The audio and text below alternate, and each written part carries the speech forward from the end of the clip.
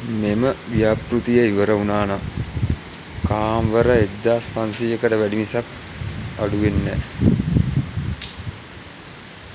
අඩුම තරමේ සේවකයන් 7-800ක්වත් වැඩ කරන්න සූණ මේකේ රැකියා අවස්ථා ලැබෙන්නේ නැතුණු. මම නම් හිතන්නේ කොග්ගල මේ වගේ තැනක් තියෙවි කියලා කිසිම අහක.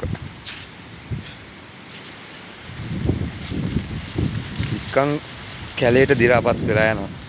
අවුරුදු ගාණක් හදලා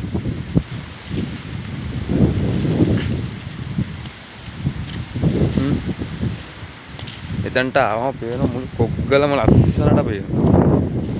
කොග්ගල හබරාදුව එතනින් ගියාම කතලුව හර්මල්ගොඩ